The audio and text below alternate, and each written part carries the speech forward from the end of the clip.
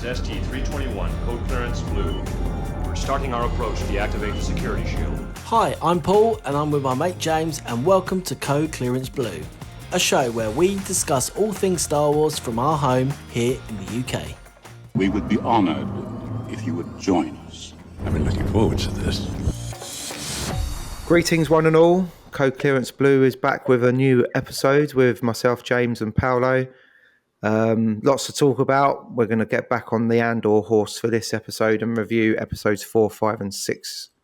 That'd be the main thrust. We've only got 2 weeks left as well. So do come and get involved. We're on Twitter at UK Star Wars Pod, on TikTok and YouTube, Code Clearance Blue as well. Come and give us a comment, give us a like or a subscribe, or if you want us to talk about anything in particular, we'll be happy to do so. But yeah, Paul, in the first place, how's it going? All good, yeah, can't complain, you know. Been watching a bit of Andor last week and a bit this week. Long weekend here, got a Monday off, which is quite nice. Yeah. Bit of Sith action. So yeah, can't complain, lots of Star Wars. Beautiful. Should say May the 4th be with everyone. And I hope you, if you celebrated on the Sunday, hope you had a good time. That's it, yeah. There was quite a few lot of posts going out, obviously May the 4th. I saw that Brentford Football Club made a little bit of an effort and made a little football montage to Star Wars themed, which I thought was quite good. That was brilliant, mate. You sent that to me earlier today, and I was like, wow, they really went all out. They used Duel of the Fates and You saw the music. R2-D2 popped up and they did a crawl and yeah, so that was pretty good. So yeah, no, it's been good, and we can review a bit of Andor this bit later this week, but we'll have a butchers of another hour and a half worth of Andor. Have you managed to find time to watch any of the episodes more than once, just like in your weekly duties? Yeah, I did watch the last one again. So what I'd done this week, I was going to Brighton for the day, so I downloaded them all on my phone and managed to watch pretty much all of them on trains, which was pretty good. So even though it is tricky because we've had this conversation before, where obviously all these Star Wars series are dark, and when you get a lot of glare on your little screen, it's not quite the cinematic experience that you that you would have in your living room.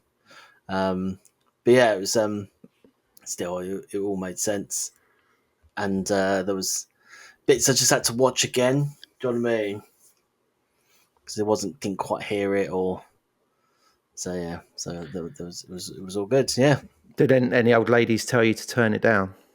No, because I had it all in my little headphones, which was sort of the problem because it's they're not.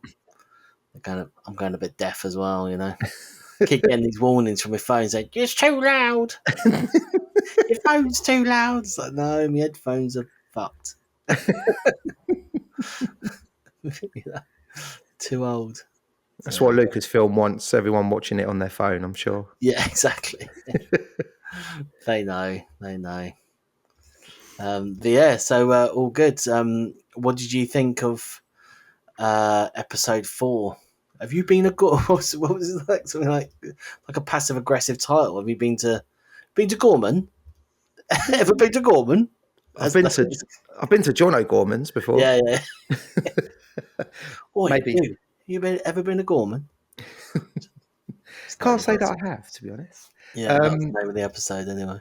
Yeah, exactly. Yeah, I thought it was good. Of the 3 episodes of this new block, it's the one that I remember the least from. So you might need to take the lead on this one. But I remember it opens up with Cassian and Bix, obviously a year later down the line, kind of hiding in a safe house on Coruscant. Yeah, that's right. Yeah, they're on Coruscant. She's having a little bit of a wobble, isn't she?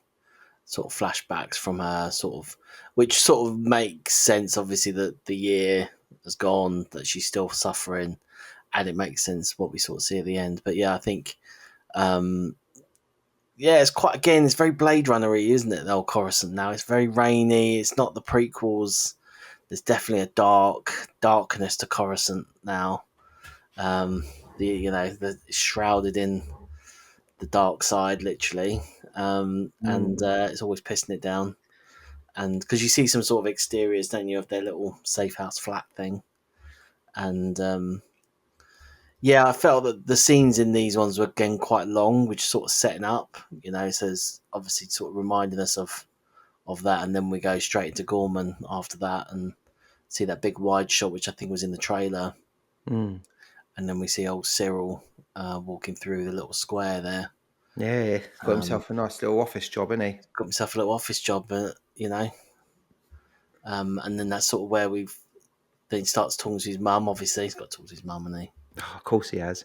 But before he gets to the office, it's like we see his little apartment, don't we? And he's got all those like sort of stuffed spiders knocking about, and anything to put you off your breakfast, isn't it?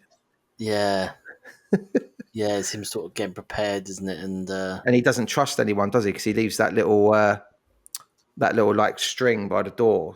Yeah. So he can see if anyone's coming or going, basically. Yeah.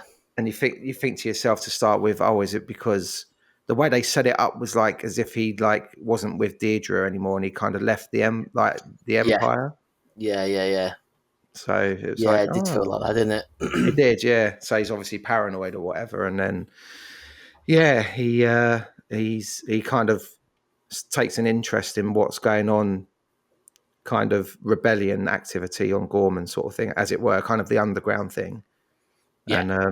And that's when we get the so full disclosure, me and Paolo met up on that Wednesday that he mentioned, and we had a few beers, and Paolo made a really good observation about the Gormans and when they're talking in their own language. Yeah, the French resistance. La resistance. I thought it was French. You know what I mean? But it might be, I don't know. I think it's based on. Based on, yeah. And even just then, I mean, they look like the French resistance, don't they? Hello. Good morning. They're all just sort of dressed up in their, like, sort of white shirts and waistcoats. In some dark, dingy room underground, listening to old Cyril talking to his mum. Wait, we have information on the 2 English airmen. We believe they are hiding in the wardrobe. Ready. So good. Brilliant. We're talking about a British series called Hello, which came out in probably the 80s, 90s, wasn't it? Definitely 80s, mate. Definitely 80s, is it? Yeah. Yeah. Without a doubt. Which was very funny. I always remember, just a quick sidebar, the actress that played the really old woman who's always in the bed. Her real name was Rose Hill. Oh, really? Yeah. Nice. That's a local location to where we live, Rose Hill. If no one knows what we're talking about, but yeah, that always stuck with me. But yeah, anyway, so yeah, they're listening in, and then we think, oh, they're listening to old Cyril because he might drop a nugget of information or whatever, but turns out he knows he's being listened to, doesn't it? I think. Yeah, so he sort of got a little feeling, didn't he, that he was being listened to by. I don't think he thought he was being listened to by his own. I think he just thought he was being listened to by the resistance. Oh yeah, because he must have had an inkling for that, because otherwise why would he pretend to be sympathetic towards sort of the people that are against the Empire sort of thing, to lull them into that false sense of security. But then lo and behold, as we learn a little bit later on, or maybe in the next step, I'm not sure if I'm skipping ahead or not, but it turns out he's kind of doing it on Deirdre's behalf, isn't he? So it's all part of a scheme to try and cause the big upset, which Deirdre kind of put in Krennic's ear in the first block of episodes about let them get bolder and make a mistake and stuff. And and then it'll mean that we can go in armed to the teeth, basically. Yeah. So it's pretty good. Yeah, no, it was a good little sort of introduction, and then I think we go back to Coruscant after that. I've noted down Andor, and Big's sort of having a little, not quite knowing what they want to do, and she's still having sort of problems. And then Cyril sneaks in. Remember that bit where he sneaks in? Sneaking Cyril. And then I like the idea, again, just Imperial officers just not being great at security. You know what I mean? And the bloke sitting behind him, like, yeah, go on in, have 5 minutes. Well, he didn't even say that. He just shrugged, didn't he? 'Cause he was too busy bedding on the pod races. That's it, yeah. Which is a nice touch. It was, yeah.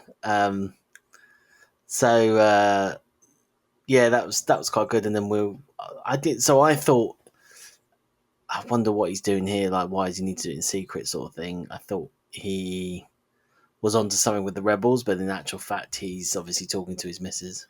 Yeah, isn't it weird that he couldn't do that when he was just like at home or something? I suppose they've got to keep it like very on the D low, but to have to sneak back into work to use a secure line, I guess.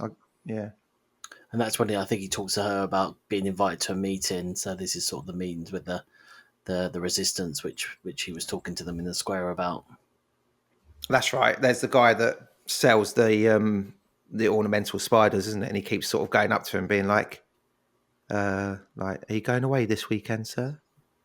Fancy, yeah. Is this the episode where they have the town hall meeting? I think, yeah, that comes a bit later. Yeah. Right. Yeah. That's cool. Yeah, and so basically Deirdre's just like, is everything going okay? And he's like, yeah, it's fine.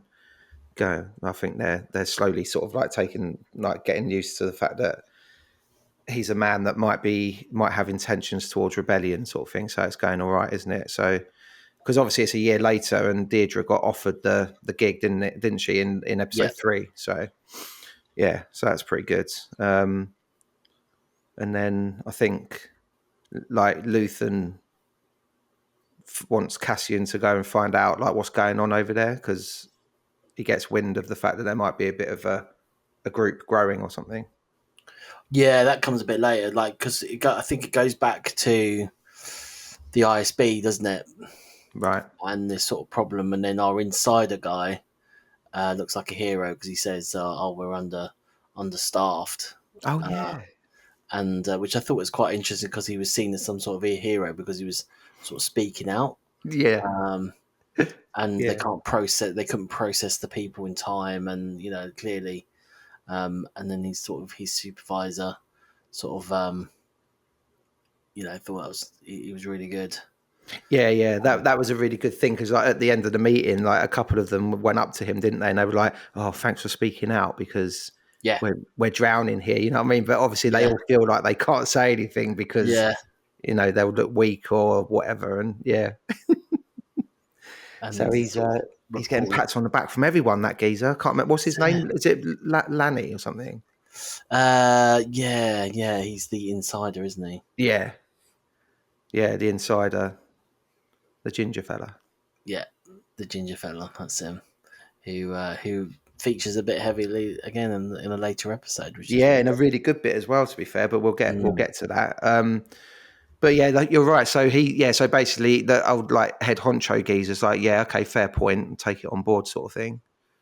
And then I can't remember what happened. I remember like bits of it. I know like we go to the Senate after that. Oh, okay. You see this? Do you remember that lovely shot? There's a Senate in the background, and you've got Mon Mothma comes out, and she has a little meeting, trying to get more support and votes, which I thought was just quite a nice little bit where it's starting to get a bit political. Yes, you're trying to get more votes for Gorman needs legislation and all this kind of stuff, and then I don't know if she's talking to the guy who's from, because he looks like he's from there, but he won't vote for her. And then it sort of goes into some sort of like little mini montage where she's like talking to different senators around like the river and all that kind of stuff, but they're all doing the same thing, aren't they? They're all hiding and go, well, I don't know if I'm going to vote for, but because I'm under pressure by the emperor, and you know what I mean. So you can see it already beginning to like, I don't know if it's worth pursuing, all that, all that kind of stuff. So That's yeah, right. quite Yeah, good. you're right. There was a little montage. Yeah, you're right. And it's really nice because all that white architecture, which I don't think we've seen before in Coruscant, because it was all very. Apparently, that was all at the Barbican area. Oh, was it? Filmed? Yeah. Sweet. And around, because it's got that weird little architecture around there. So yeah, all that sort of 60s stuff. But and yeah, she's like trying to get the votes, but it ain't happening. No, that's right. They're all knocking her back, aren't they? And she's getting more and more frustrated. Because I think it was something to do with there was a bill that was going to give more power to the ISB or something. Yeah. Or kind of remove a lot of their red tape or something. Yeah, it was like already in place, but it was only meant to be temporary. But it's becoming permanent, yeah. Well, I'll tell you who else was supposed to be temporary. A certain chancellor called Palpatine, all right? Yeah. Things change. Exactly. Get with the program. That's it. If he's there to bring, security to the Emperor, to the whole galaxy. And then after that, we see our ginger friend, have a little cheeky meet up downstairs with Luthen. Oh yeah, when he gets out the old lift. Gets out of the lift again and starts talking about how Deirdre's part of the Gorman. She's been on it for a whole year, and he's like, "What's a Gorman?" Do you remember that bit? Where he's like, "What's there? What the fuck are they going? What are they doing?" He's like, "I don't know." Literally don't know. All I know is she's involved.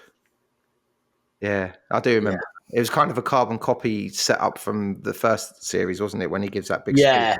Yeah, it wasn't as dramatic with that speech, but yeah, it was quite good because obviously now we're starting to see how the comms is happening a bit more. You know what I mean? Because that that was good. So it's now on Luthen's radar of the Emperor doing, installing their infirmary or whatever it was they're doing. Yeah. And then I think then we go to our big meeting in Gorman where old Cyril comes by and they're all speaking French and they're all bakers. I've been a baker here 200 years.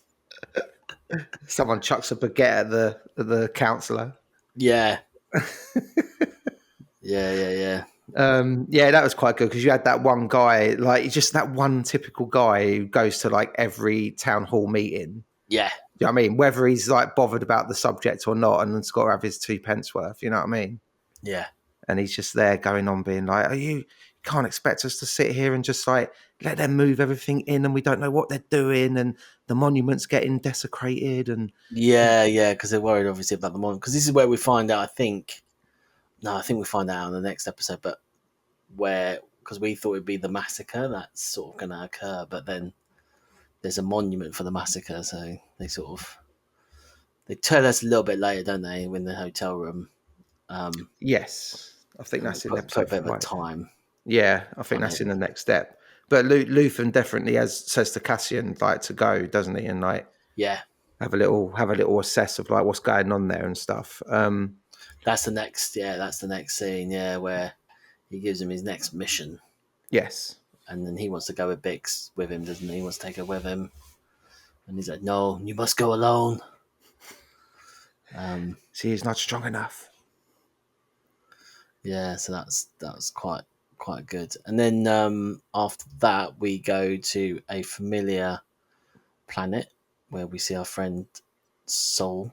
Nice little tie into the sequels. Yeah, we go to Dakar, which was quite nice. Quite nice, yeah, because obviously Leia's using old rebel bases in episode 7. Absolutely. Although, we'll come to that point later, actually. But that's old. What's it? Green. The old RAF or maybe current RAF base.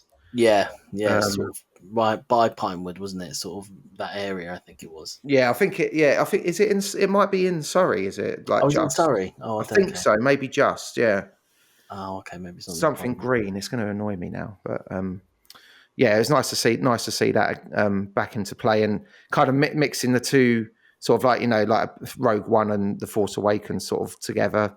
You know what I mean? With sort of group of people, and Yeah. in that setting, that was quite nice. And obviously, we see our man Wilman pops up, doesn't he? Yeah, Wilm was there. Wilman's there. He's managed to fight his way out of the old corn crop.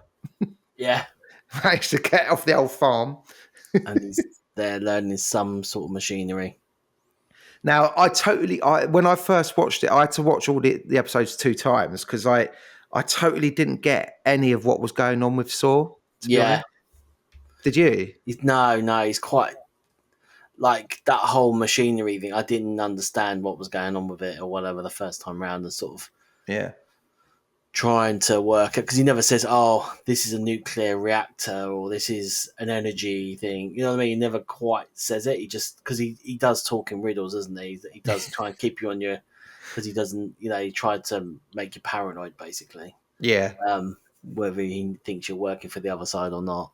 Yeah, he just, it must be such a nightmare to be in his crew because you just don't know what mood he's going to be in. Yeah, which side of the bed.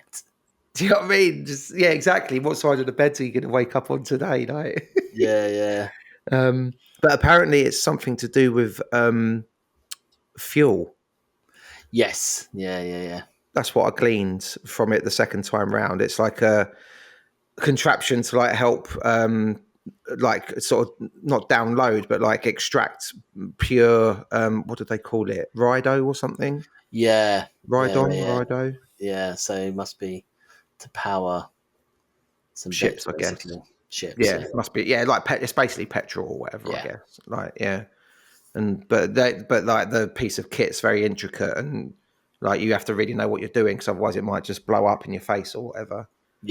So Wilman has to teach this other fella how to do it, because Saw's just like, once you've taught him, I'll probably kill you. Yeah. He right, great. He tells you, doesn't he? What's going on? Thanks very much.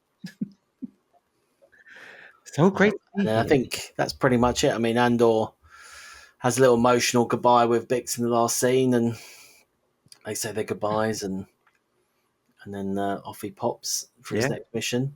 Yeah, very good. That's where the next episode begins. Yeah, so we're back on Dakar pretty much straight away, aren't we? I think. I think we start off in Coruscant straight away with Andor. Sort of, do you remember he goes to the sort of coach station? Oh yeah, he's got the old earpiece in. Yeah, Mission Impossible, isn't it? Yeah, giving him his backstory. Yeah. And it's amazing. That was really good, I thought. That was really fun. That was very fun. It was like, he goes in there like, "Oh, I'm not anyone," sort of gives his codes off, and then some bloke comes from the back and gives him something, and then, listens to his like, "Right, you are an artist. You do this, you do that." It's really good.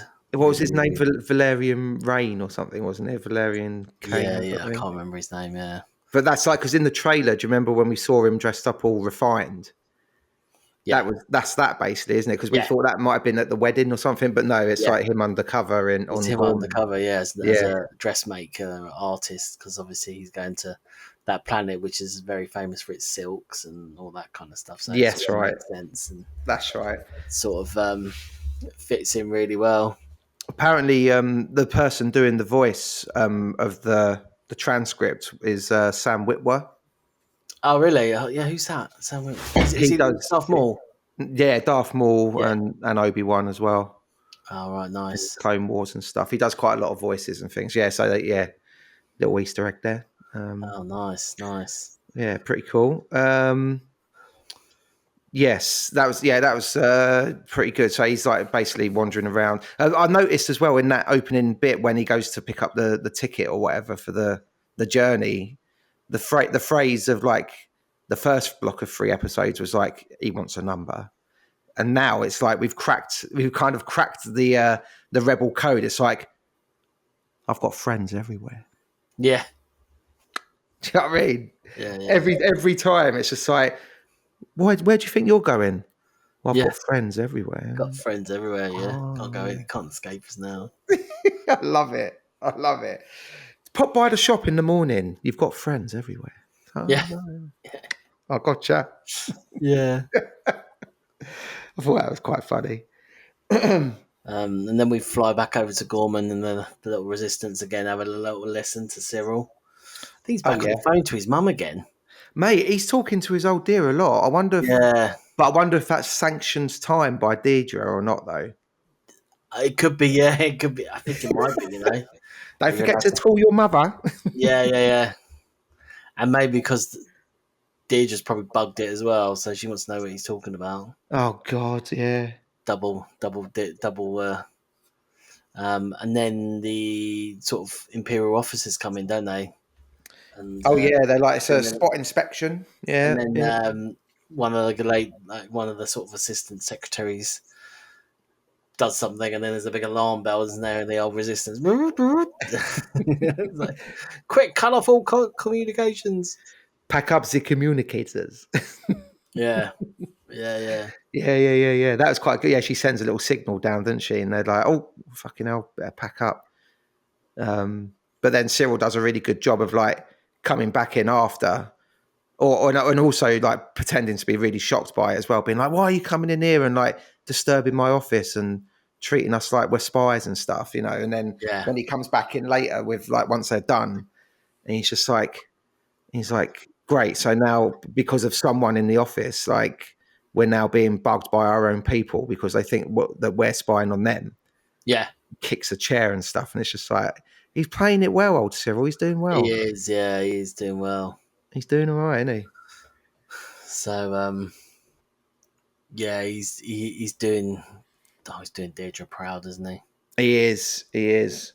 But then he's like to his mum, he's like, I might come back for the weekend because after next week, like it's going to be quite difficult to travel. Yes. And it's like, oh, okay. And then he downloads those transport specs, doesn't he? Because he's just like, right, I could give these to the rebels, and then they'll see that I'm kind of on the up and up. Yeah. Yeah. So he downloads that, and that poor woman was just like, oh, we can do that for you, sir. And he's like, no. I'd like to do this one just because they might, God knows what, they might push a button at ISB and everything will get wiped. It's like, yeah. But at that point, that's what he's trying to start the trust with the resistance people, isn't he? Yeah. Gorman. So he's like trying to, and he even had a little cheeky beret when he went to go and meet them. Brilliant. Mate, what's going on, little beret? Oh, Renee. Little red scarf. All the colours are quite muted. And then he's just like, it's me, Cyril. Yeah, it's me, Cyril. Cyril.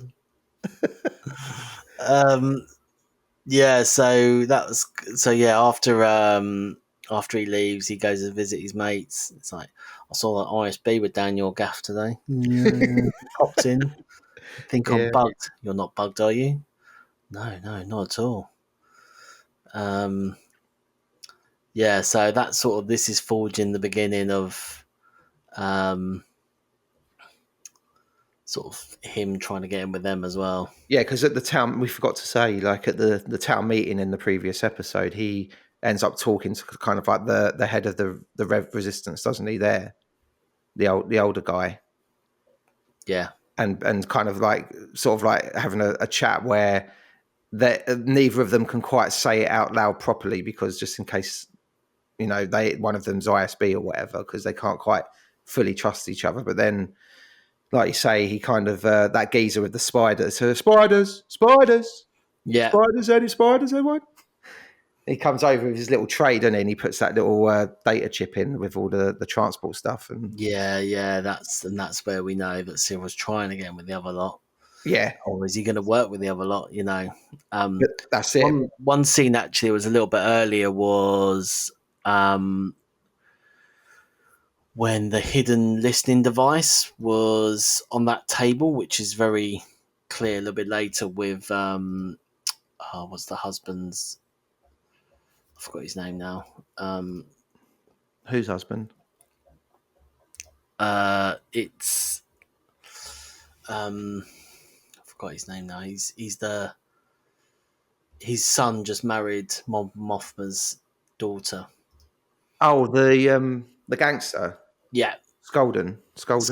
That's him. Yeah, Skolden. Yeah, he's in the room, isn't he, with all this art, with all the old antique stuff, and then the lady's listening to it, and that little scene which sort of sets up that listening device on that table. Oh yeah. I was gonna get to that in a bit because I thought I was gonna mention the fact that Cyril went to go and see old Deirdre, didn't he, when he went back?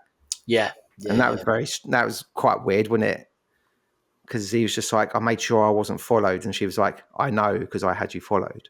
yeah, And he's like, you could see the disappointment in his face. Yeah, It's just like, and then he's like, how long can I stay for? And she's like, an hour. yeah, And he's like, an hour? She's like, get the light off. yeah. Man, she's cold, isn't she? She's proper cold. Yeah, Proper cold, proper imperial. Woo-hoo. Still, got his leg over at least. he did. Yeah, and then Andor arrives as Cyril's leaving. Yes. Cyril's been obsessed with Andor, and as soon as he leaves with the spider, Andor comes with his little swanky designer outfit on. How typical is that? I know, it's very typical, isn't it? Really typical. And Valerian Rain books into the hotel, doesn't he? And he's talking to the bellboy, Yeah, and he's just like, "Oh, is that the monument out there?" You know, and he's like, Yeah. "Yep." Oh, It's right. like a proper European bellboy as well. Like it's kind of like Italian or Blame It on the Bellboy. Do you remember that film? Looks exactly like him. Norton.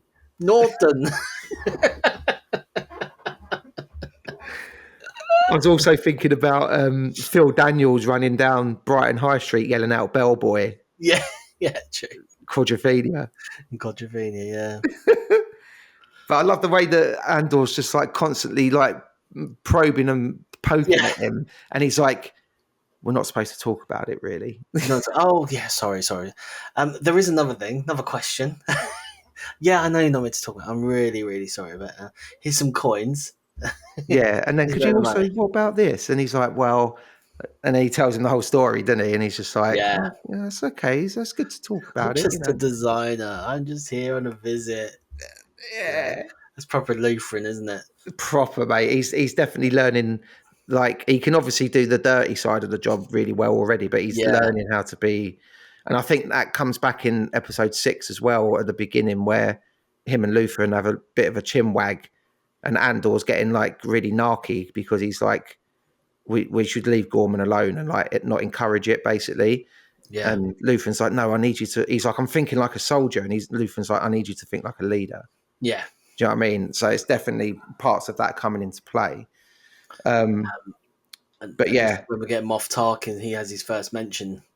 It was Moff Tarkin 15 years ago. it's quite nice that they've left that sort of like they've brought it in canon, but left it as it was, sort of thing, and they're going to do something else. Yes. On Gorman. Do you know what I mean? It's a nice surprise, you know. Yeah, because we were predicting that this is going to be the massacre, but in actual fact, it's an additional one. Yeah. It's part 2. Poor old Gorman. Yeah. I mean, I would have liked to have seen the massacre play out because it sounded really interesting, but Yeah. at least we've still got it, and also we've now got this other thing as well, which we get more into in episode 6. But yeah, I was just thinking, like, I've kind of made my notes sort of like blocked into like characters and stuff rather than flowing through the episode. Tell me if I'm going too off piece, but no, cool.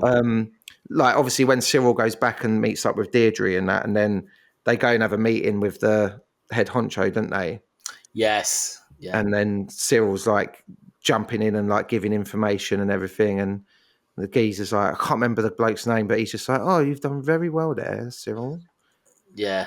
And you could just see Deirdre being a little bit like, oh yeah, I'm really happy for you. Yeah. Do you know what I mean? Yeah. And also, didn't he say something like, this is by far the best day of my life? He was like, would it ruin the moment if I say this is the best day of my life? Yeah. And she's just like, I'm really happy for you. Yeah. They do work really well as a team, to be fair, but it's just like, obviously, because Deirdre's so like cold in terms of like being personable and stuff, it's like it doesn't always sit quite comfortably, even though they're working well together. Yeah. Do you know what I mean? Because you always feel like Cyril's kind of like on the periphery of the things that she really cares about, to be honest. But Yeah, he was just like fucking grinning like a Cheshire cat, wasn't he? He's loving it. Yeah. No, really good. That was pretty good.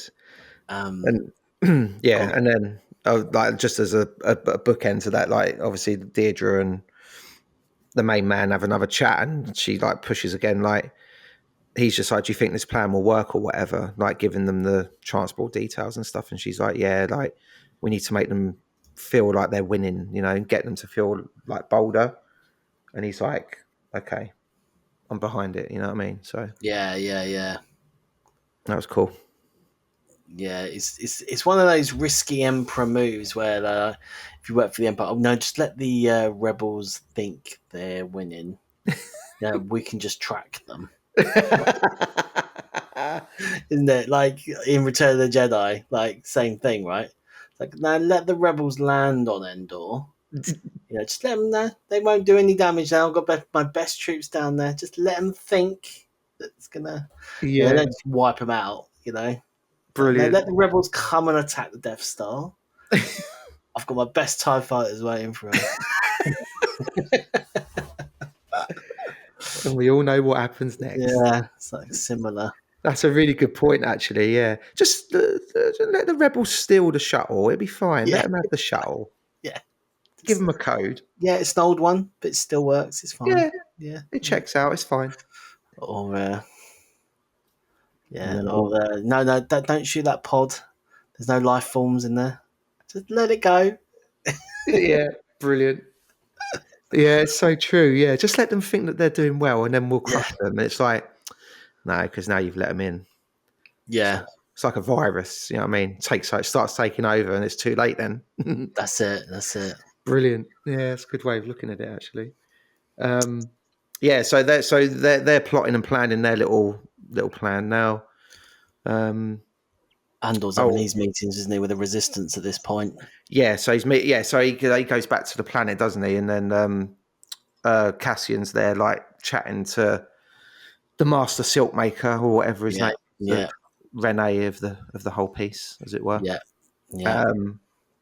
And again, they're talking in riddles and stuff because they're like feeling. Yeah, there's a lot of riddles going on, isn't there? There's a lot of riddles, mate. I mean, Saw's the worst for it, but there was a lot of like when Renee's right hand woman went and met him at the cafe, and he's just like chatting, and he's just like, look, you can't come in here being all like, all right, my friend, how's it going? Do you want to come and have a chat about resistance and all that sort of thing? Because you know, and tell them people to stop following me. It looks so obvious. Yeah. And she's sitting there going, oh God, what have I done?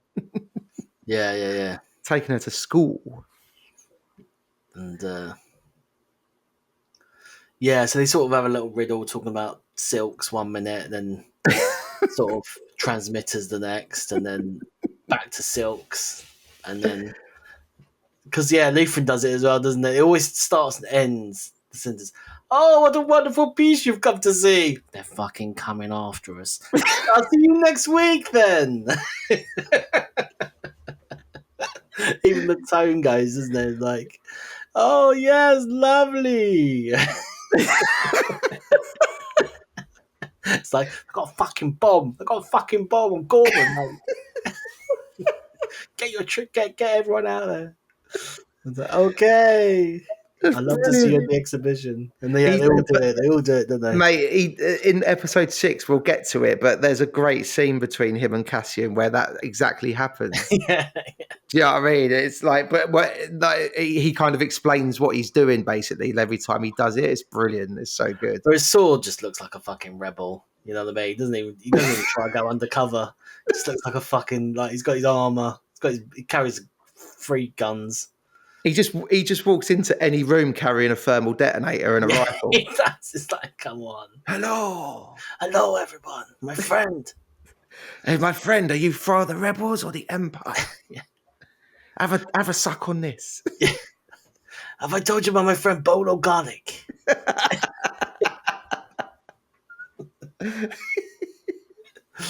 He's in the back. There's definitely a lot of that going on, but I do like it. And then Andor in the cafe, Andor in the talking to the silks.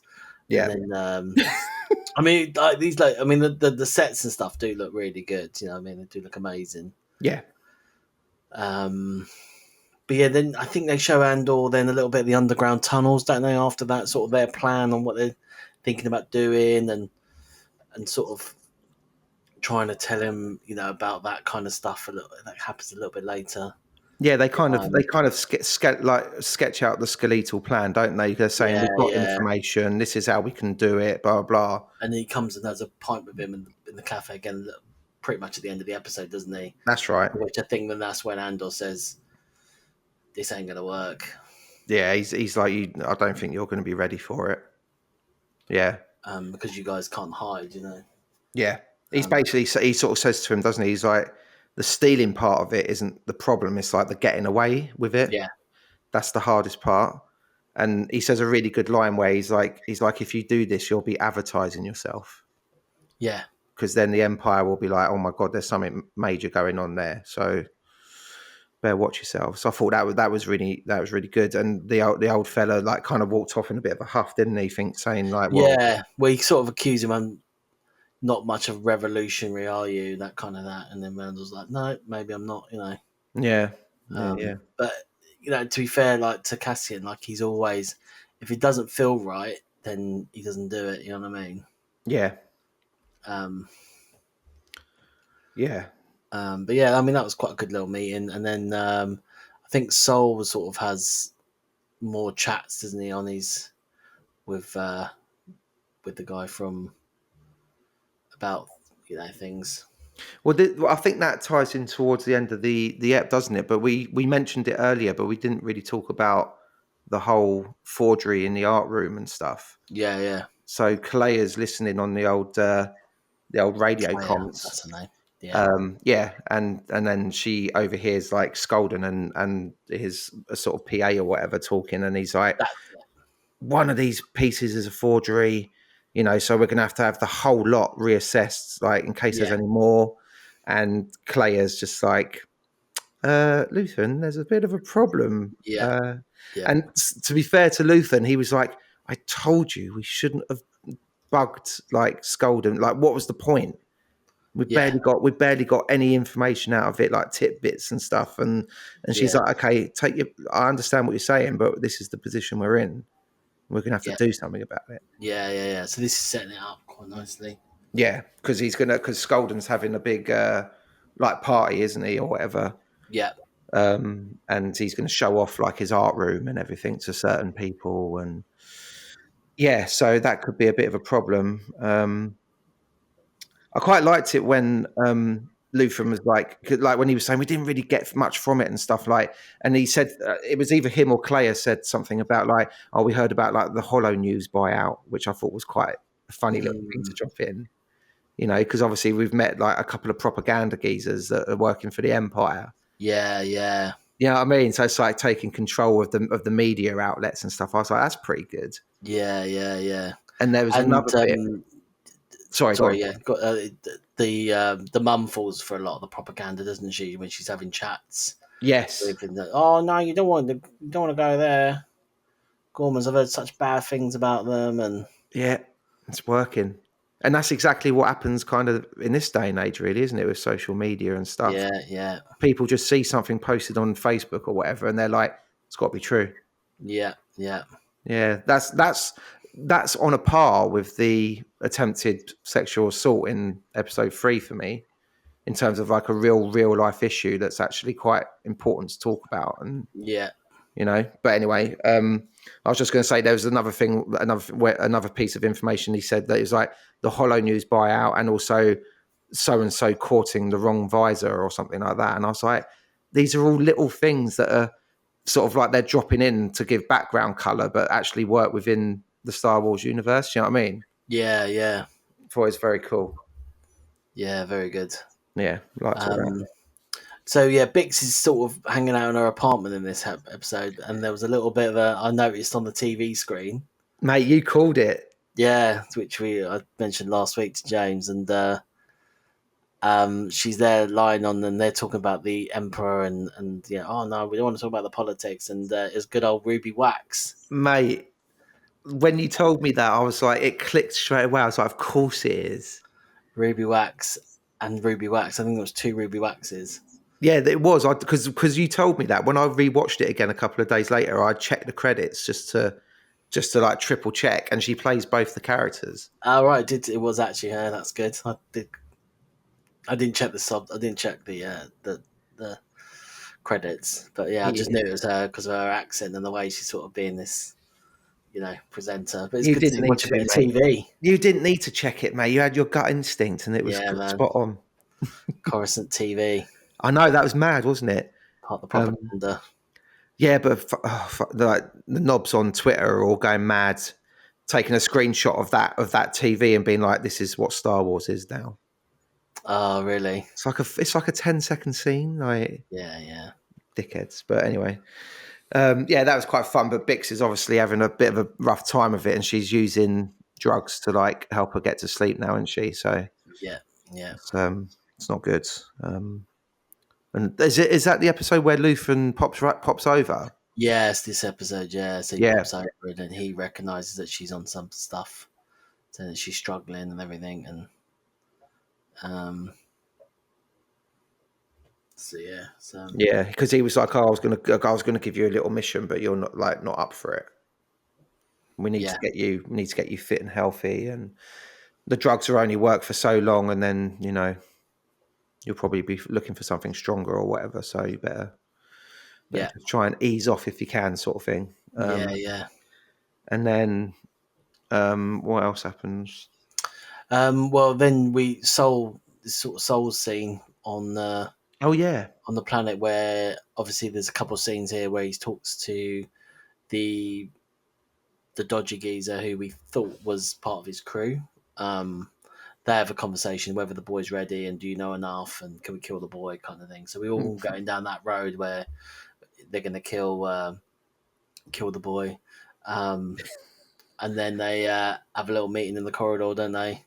Like, do you know everything? You think? And then he gets his gun out, go, right, he's going to kill him. He's going to kill him, and kills the other bloke.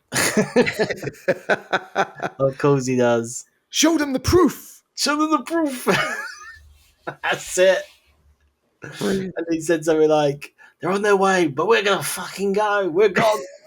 They think they know us." He's like, pack whatever you can and burn the rest. Yeah.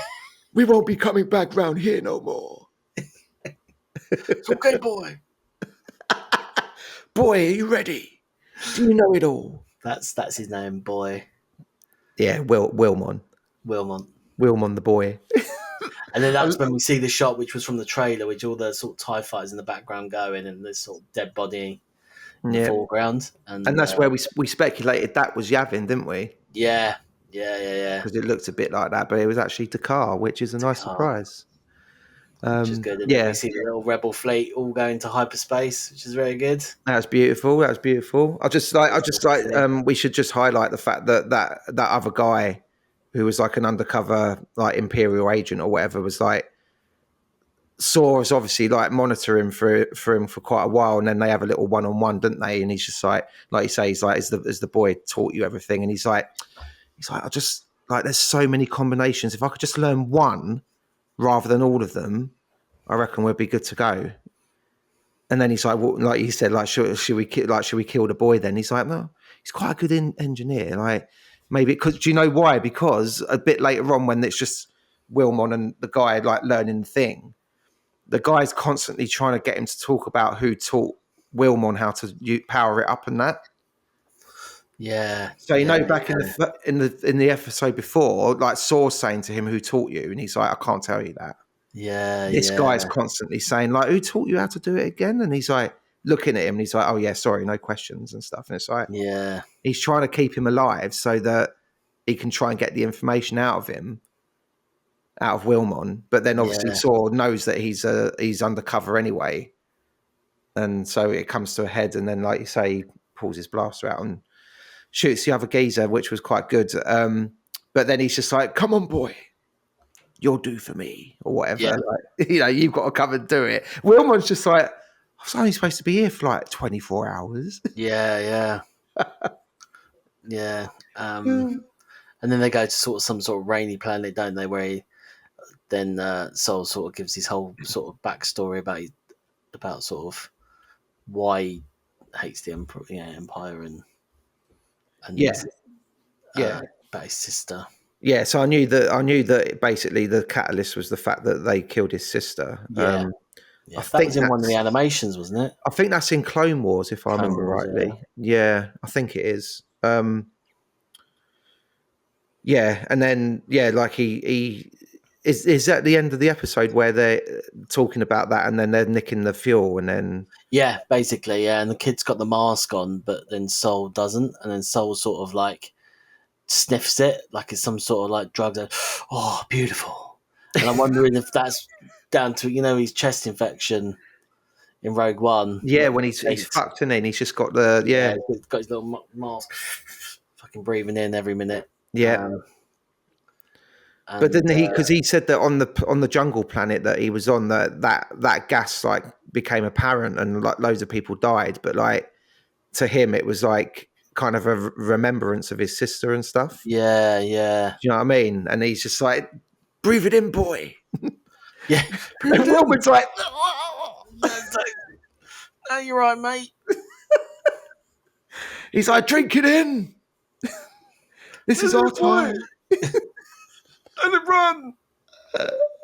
He's brilliant, isn't he? He's fucking brilliant. It's good. He is good. He's a great character. But yeah, so that was quite interesting to see that. So they've obviously nicked a load of fuel. So whether or not that means they're going to line up an attack or something in the future, maybe, or something. Yeah, it's got something like that written on it, isn't it? Yeah, I'd say so.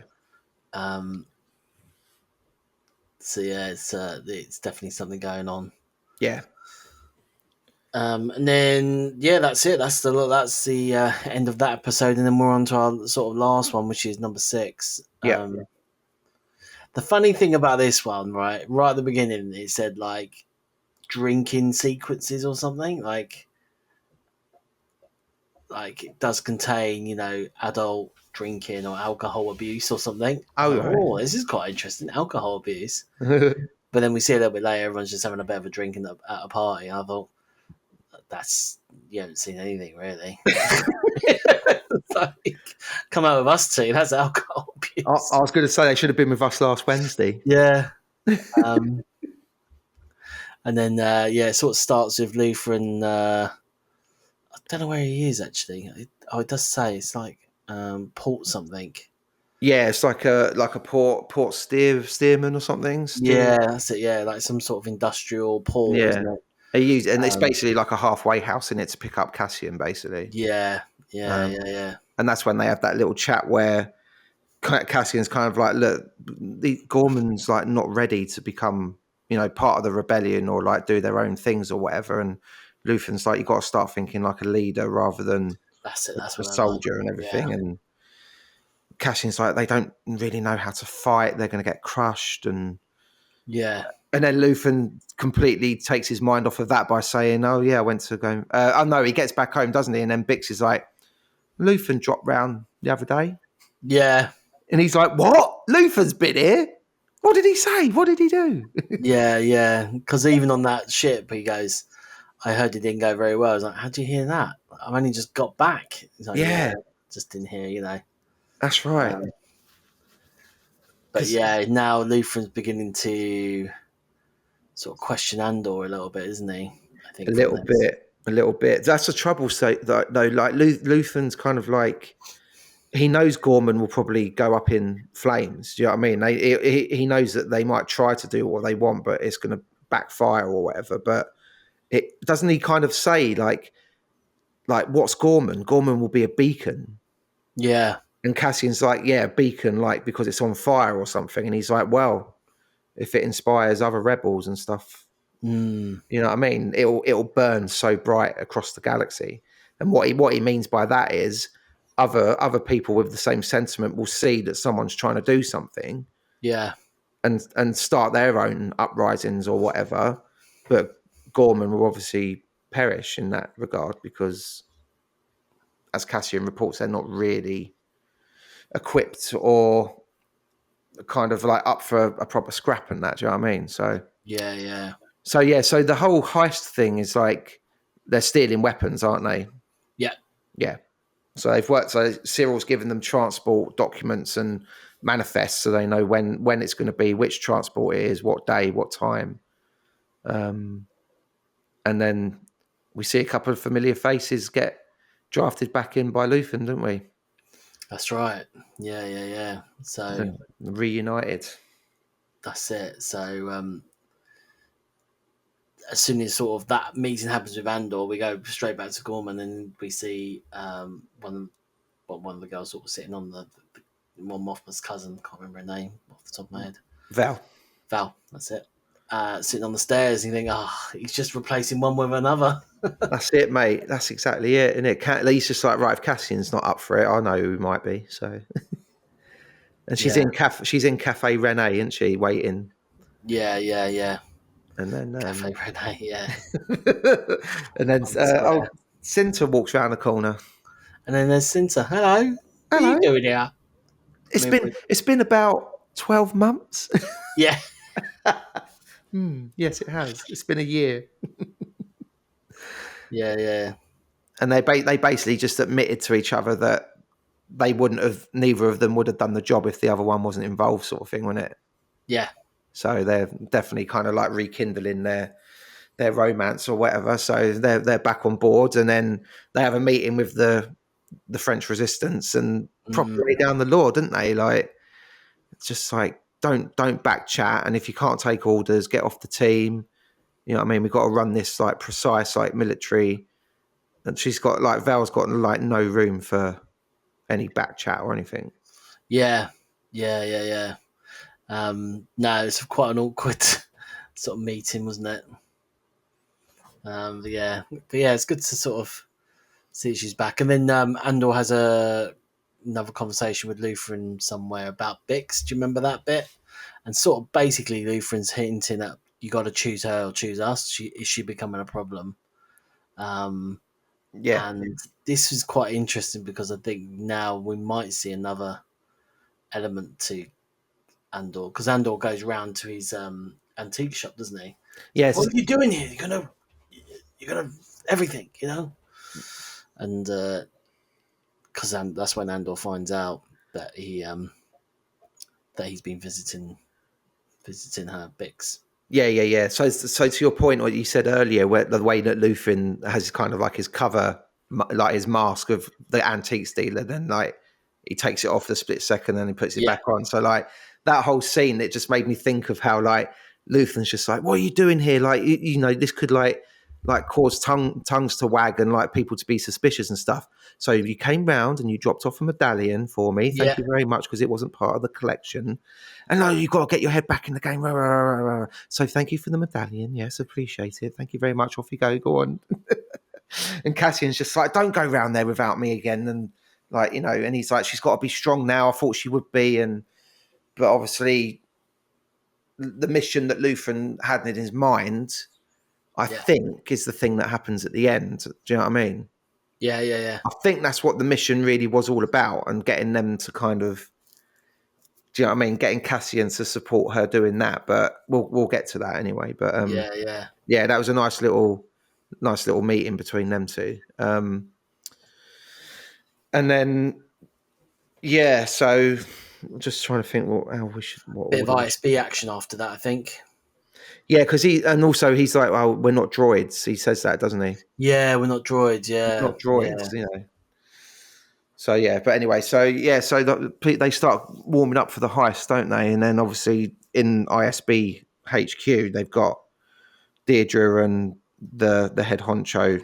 Really should learn his name. I don't know his name, but kind of like clearing out the room, and they're like, "It's a higher security clearance only. Everyone needs to leave."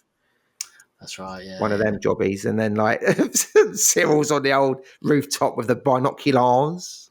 Oh, that's all a bit. Yeah, that's all later, isn't it? Yeah. So. Oh yeah. Because I think Deirdre tells him first, doesn't she? In the room, she says, "Oh, there's an attack imminent," and then he says Cyril must not know what this is all about to her. Do you know what I mean? So that's right. Yeah. Testing her about it, and then that's right. And then the resistance This is one that is like Back to the Future 3, where they map out with objects. Do you know what I mean? Yeah. Is it in Ronin? It's like, oh no, what I can't remember what film it was, or was it The Rock? I can't remember. He's like, what's that? That's a rock. Yeah, I can't yeah. remember what film that was from actually. I think that was from The Rock. I think that was The Rock. Yeah, Right, yeah. they're trying to plan out how to escape or something. And yeah, these guys do the same on the table with the little high street and who's That's going to be right. where, who's on the top of the roof, and then there's Val and sort of thingy sort of taking the lead, aren't they? You must do exactly what we tell you to do. Yeah, The staging area feels good, and they're sort of wrecking it around, and you have to stop everybody. There's no guns. That was quite an interesting point, wasn't it? No one's yeah. having No guns. blasters. Only Val and Cinta can have a blaster. Yeah. Yeah. But obviously that goes tits up as well later on, doesn't it? It'll So be later on, yeah. So that sort of thing goes. But yeah, I mean, I thought that was again. That's all plot. So we're beginning to get a bit pacey at this point, isn't it? This is about 20 minutes in, I think. yeah, And you start to get a lot of like stuff going on now. a lot of intercut because these scenes are usually quite long. But yeah, sort of after the resistance meeting, I think that's when them two sort of have a little together and they have a little kiss. Yep. And so, they are together, definite. It's Yeah. confirmation. They've rekindled and got back together. So what Twitter said about that, mate. God, blimey. oh mate, forced DEI banter as always. Yeah. God dear, these people are so scared about two women having a snog. I know. It's mad. And then we go into the Senate. Oh yeah, who was that geezer like leading it? And then there's a random geezer leading the Senate, and I thought, oh, that's a shame. Yeah, I know. So he came up on the subtitles as Oath Keeper. Okay. So like he's, I suppose like he's, some sort of like person who knows all the rules or something. You know what I mean? That's probably what it's sort of into now. I need to find out who he is. Well, yeah, it sounds like someone who like a bit like not the Speaker of the House per se, but obviously if they've all got to take an oath and they say it before every Senate meeting or at the end of every meeting or whatever, then he's the guy that leads it and just everyone repeats it. But obviously, Mon Mothma's, I think she says about one line of it and the rest of it, she's just sitting there gritting her teeth going. She just storms out. Yeah, thinking this is an absolute joke. Is that guy who's with her, is that the guy from Naboo? The party? Can't remember, mate, to be honest with you. I can't remember who it was sitting next to her, so I'd have to have another look. Yeah, I'm not sure. No, I wasn't. I'm not too sure. I'd have to look at the scene again and pay more attention. But yeah, obviously she storms off, but then she gets together with her husband, who actually in this episode, I thought he was all right. He was all right. He's trying to sort out the party again, isn't he? Yeah. He's trying to sort out parties. He's a party animal, the fella. He is. But then they arrive at this event. So this event now is the key because it's where everyone sort of comes together. Yep. And him and Mon Mothma arrive and they meet a character who's not a character we know, but he is a character we know. And then she goes, Bale. I'm like, that's not fucking Bale. It's a fucking Jimmy Smith lookalike. Mate, I wanted your take on this because I know how much you love Bail Organa. So. I was upset. Because I thought, bugger. And then I've sort of done a little research around it. Apparently he wasn't around and they weren't around for filming and all this stuff. And which is a shame because he's consistently been in all these series and film. He's obviously in Rogue One as a little bit, and you know what I mean. Like, so Jimmy Smith, this is, it's a shame, but it obviously can't be helped. I know. As soon as he popped in, I was just like, oh, Paolo's going to be so upset. Oh, but do you know? I think as casting goes, better than doing some sort of deep fake thing. Do you know what I mean? He Yeah. looked all right. He looked all right. Yeah, it's all right. Benjamin And it was Bratt. only like a couple of minutes, wasn't it? 1 minute. Well, the thing is, though, I don't know if you saw the quote from Tony Gilroy, but apparently in the next block of 3 episodes, Bale was going to be like a major player. Oh, right. So he was like, let's do this little cameo in episode 6, so everyone on the internet can get it out of their system, and then next week people won't be so bothered by it. Basically, Yeah. I was like, that's not a bad way of doing it. Actually, fair play. I'm disappointed too. I wish it was old Schmitty, but apparently his schedule couldn't allow it. And What's he doing? I don't know. Is he just doing a TV series comedy or something? You know what I mean? Like, just imagine him being like, I don't know, just sit back, dude. I've heard he's doing the American remake of A Lower Low. Yeah. Just sit back, wait for the Star Wars call every couple of years, Money for old rope, mate. I mean, I'm glad he was, obviously out of all the ones he missed, okay, maybe this one rather than like Obi-Wan, because Obi-Wan is very crucial, Yeah. And Rogue One, he's crucial in that, you know what I mean? Like in that just one scene he's in, but at the Rebel base. But yeah, so never mind. Yeah, well, we'll see what happens with the rest of it. And then it's starting it's starting to build up. The party kicks off. You've got undercover ginger guy with the other officers having a chat. They're at the party as well with one of the bosses. Yeah. You then see obviously Mon Mothma. And I don't know if they're like a little couple, because he went, that's your third one. You never have 3 at home. You know what I mean? Sort of keep couples going. Yeah. And then obviously this is intercut or like them getting ready and then old Cyril undercover on a rooftop.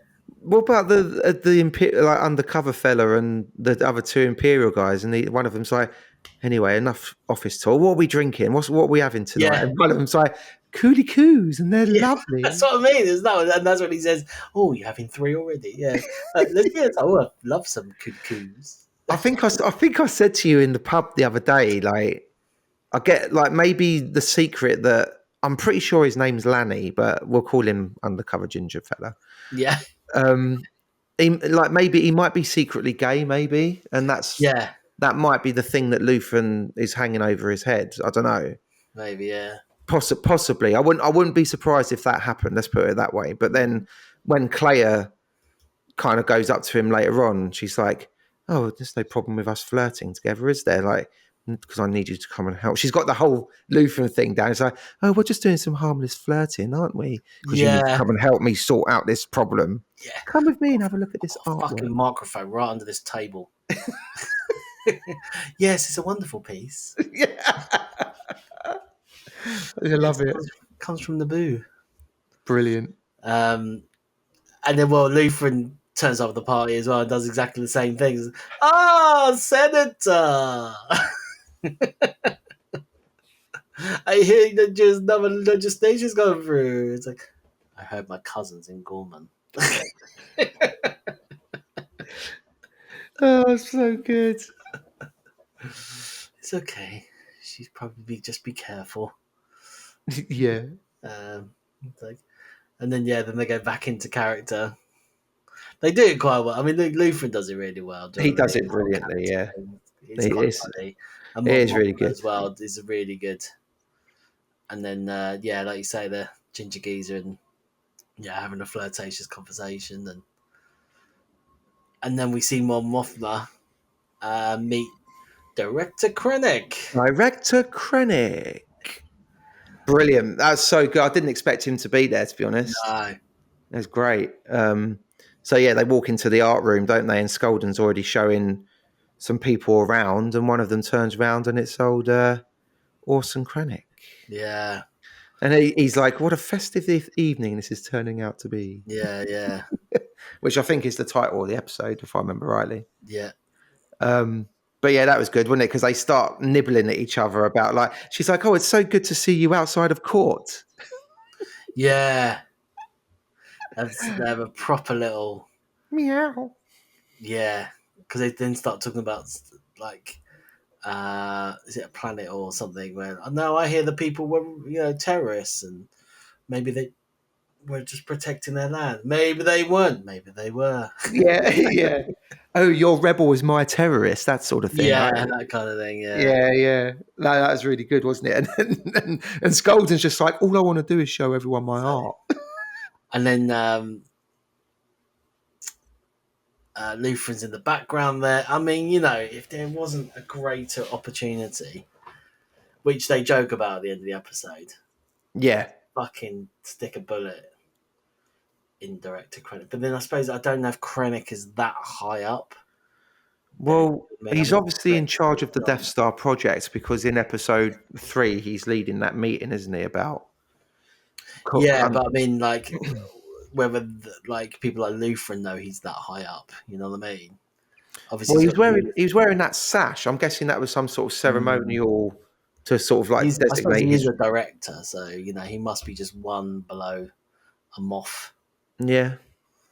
Yeah, maybe. That was quite nice at the end, though, when they're walking out and he's just like, maybe we should have like taken him out. She's like, that's the spirit. Yeah. That was good, Yeah, though, wasn't it? Like, when she's trying to get the thing off, she's trying to get the bug, and her hand's sort of bleeding. yeah, and she's like really trying to jimmy it out and she can't, and it's stuck. And then she's like, move to the left a little bit. And he's like, this is crazy. Do you know who's here? I'm gonna get killed or something. She's like, move to the left and pay attention. So Yeah. this comes from the planet where everyone's blind. If you run your It's Braille. It's a fake Braille piece. yeah. Oh, that's great. But as you say, it's intercut with everyone getting ready for the heist and stuff. And Cyril's got the binoculars out. He is. He's got the binocular. He's on the thing, and then suddenly there's like some bloke with a gun, some bloke with a blaster. Oh yeah. Well, it's the young the old fella's son, isn't it? Who was like being a bit arrogant earlier on in the episode and stuff. Yeah, and he's like, "You should not pass." Yeah, he's just like don't want to go that way, mate. And it's the geezer from the town hall, isn't it? The one who's shouting, and then the shouting geezer. Of course, it was. And then somehow old thingy gets shot. Well, yeah, because he pulls the blaster out because he's like, "Don't go down there any further." I love the fact that in their language, like toy mean like when they say, because he's like, "Oh, it's gizmo." Gizmo. And the subtitles say that better be a toy, and I was like, "Oh, Gizmo's toy, that's great." Yeah. And then he's just like, they grapple, don't they? And obviously the blaster goes off, and you don't know where the bolt's gone, and then Cinta's just laying on the floor, and it's like, yeah. See, I thought because of the conversation that just happened with Mon Mothma about the cousin, I thought she was the one that was going to die. Do you know what I mean? I thought she was the one because I thought, that makes quite good sense. Do you know what I mean? That Val dies, and even because we just had a conversation about it, and obviously it's not her other half, but and then the geezer picks her up and sort of takes her through. But yeah, I mean, there's no. I suppose this is all before. This is all before the actual heist, isn't it? No. So it's during the heist, isn't it? Because they're stealing the weapons and everything's going according to plan. And Cyril's phoning back to Deirdre and the head honcho, being like, "Yeah, everything's going well. You know, they've got lots of crates off and stuff." And they're like, "Good." And then like he's like, Cyril's like, "Oh, shots fired," and they start sort of semi panicking back at the ISB, being like, "What's going on?" And it was just that one thing that happened, and Cinta took the bolt and died, and Deirdre was just like, right, send in like the cleanup squad or whatever, like get this shut down now or whatever, because no one was supposed to die, obviously. Yeah. But like all the resistance and Val and everyone managed to get onto another transport and drive off with their booty, which was a load of stormtrooper blasters, if I remember rightly. I think. Yeah.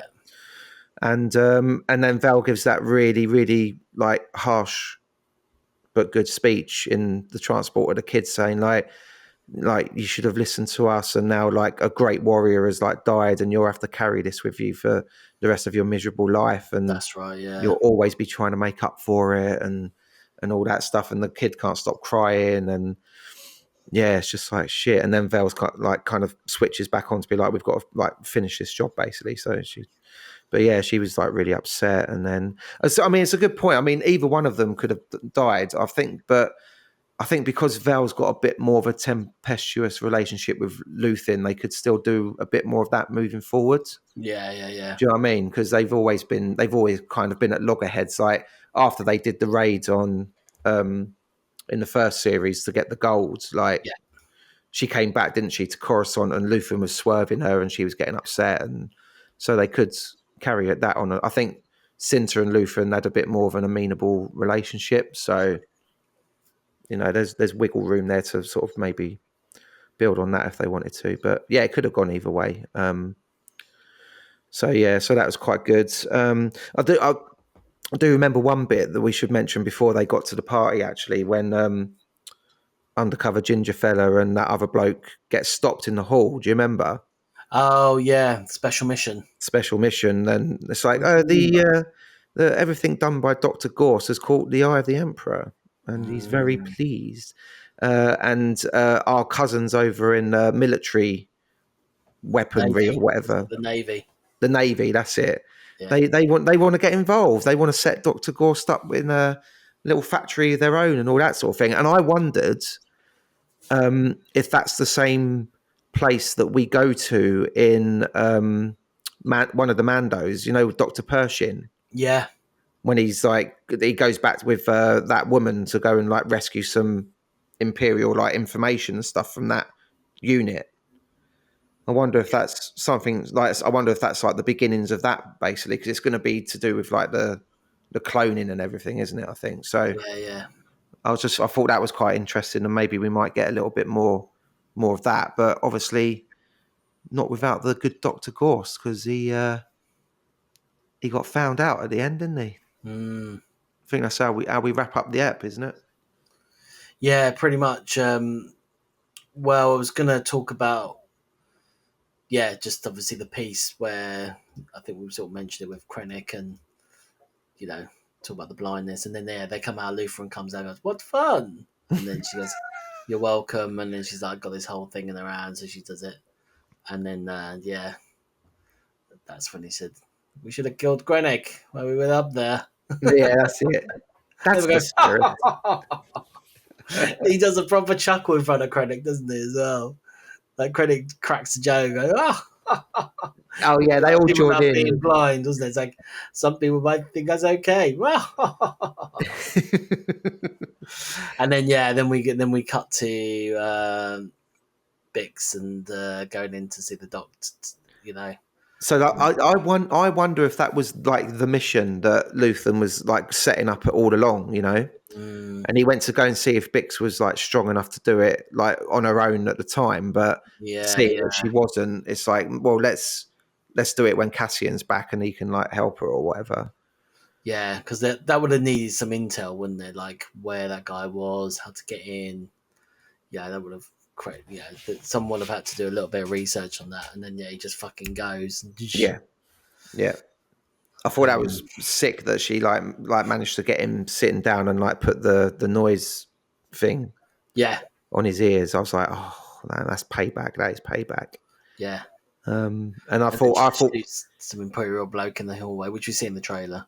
Yeah, that's right. Yeah, she shoots the security guard or whatever, the night watchman or whoever it is. And I thought that was enough because obviously no one would find Gorse until like at least the morning or whatever. So he would have been sitting there with that thing going on for hours and hours, which I thought that was enough. But then obviously Cassian comes into shot.